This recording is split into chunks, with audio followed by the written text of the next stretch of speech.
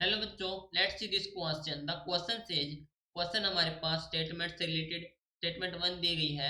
Potential difference between two concentric charge metal spherical shell is directly proportional to the charge of inner sphere. Statement two में कहा गया कि the field inside the space between the two spheres describe above will be only due to the charge of inner sphere. Option दिए गए हमारे पास, both statement one and two are correct, both statement one and statement two are incorrect, statement 1 is correct, statement 2 is incorrect, statement 1 is incorrect and statement 2 is correct। ठीक है, तो हमें four option provide कर रखे हैं, हमें select करना इनमें से कौन सा करेक्ट होगा। तो key concept for this question is, key concept that is electric field and potential, electric field and potential. ठीक है, तो देखो स्टेटमेंट वन में कहा गया कि potential difference between two concentric charge metal spherical shell. ठीक है, हमारे पास है two concentric charge metal spherical shell. ठीक है, यानी कि सेंटर एक उनका ये हो गया हमारे पास है कंसेंट्रिक, और जो रेडियस है दैट इज मान लेंगे, अज्यूम कर लेंगे दैट इज आर, और ये हो गया हमारे पास है आर डैश मान लेंगे या आर टू मान लेंगे।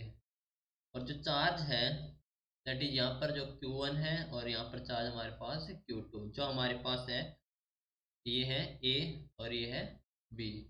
ठीक है, तो जो हमारे पास पोटेंशियल कैलकुलेट करेंगे, हमारे पास है ये हमारे पास सेल ले ली है जिसकी रेडियस R है और चार्ज Q है। ठीक है, तो जो पोटेंशियल कैलकुलेट करेंगे इनर सेल के लिए, तो V ऑफ I कैलकुलेट करेंगे तो ये हो जाए हमारे पास K into charge Q1 upon R1। ठीक है, ये R1 ले लेंगे और ये R2, प्लस से K इंटू चार्ज टू के कारण तो K Q2 अपॉन R2। ठीक है, नाउ पोटेंशियल कैलकुलेट करेंगे दूसरी सेल के लिए, आउटर सेल के लिए, तो V ऑफ O, तो ये हो जाए हमारे पास K Q1 अपॉन R2, क्योंकि इसके लिए जो रेडियस है दैट इज R2, प्लस से K Q2 upon R2, K Q two upon R two. ठीक है, हमें चाहिए पोटेंशियल डिफरेंस, तो जो पोटेंशियल डिफरेंस कैलकुलेट करेंगे V net that is V of outer minus V of inner. तो ये जो हमारे पास है, देखो K Q two upon R two हमारे पास सेम है, तो ये माइनस होगा तो कैंसिल हो जाएगा, तो ये बचेगा हमारे पास है K Q one upon R two minus K Q one upon R one. ठीक है, दैट मीन्स यहाँ से हो जाए हमारे पास के क्यू वन और one upon R two minus one upon R one. ठीक है, तो देखो जो हमारे पास पोटेंशियल डिफरेंस है वो हमारे पास से डायरेक्टली प्रोपोर्शनल है चार्ज ऑफ इनर स्फीयर। ठीक है, जहाँ पर हमारे पास Q1 था चार्ज ऑफ इनर, तो यहाँ पर ओनली डिपेंड करता है इनर के लिए, हमारे पास स्टेटमेंट वन है करेक्ट। नाउ कहा गया है कि the field inside the space between the two spheres describe above will be only due to a charge of inner sphere. ठीक है, तो जो हमारी स्टेटमेंट टू है वो फॉल्स है। कैसे, देखो जो हमारे पास है सेल है उस पर हमारे पास चार्ज है, इनर पर भी चार्ज है और आउटर पर भी चार्ज है। ठीक है, तो जो चार्ज है इनर स्फीयर पर वो क्रिएट करेगा electric field inside the space between the to sphere से। ठीक है, तो दूसरा हमारे पास जो चार्ज है आउटर पर, इनर पर भी है आउटर पर भी है, तो जो चार्ज आउटर पर है वो ऑल्सो क्रिएट करेगा electric field.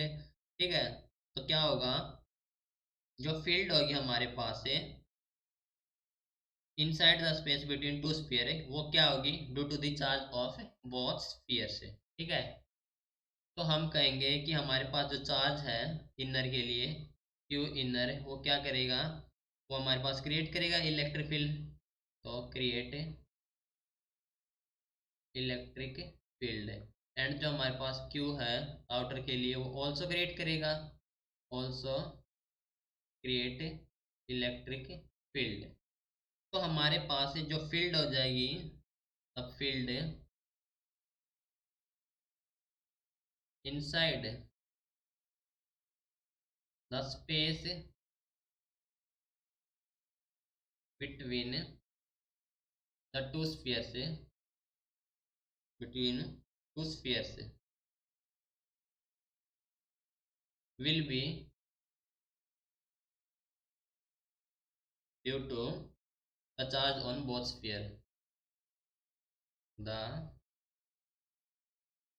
charge on both spheres.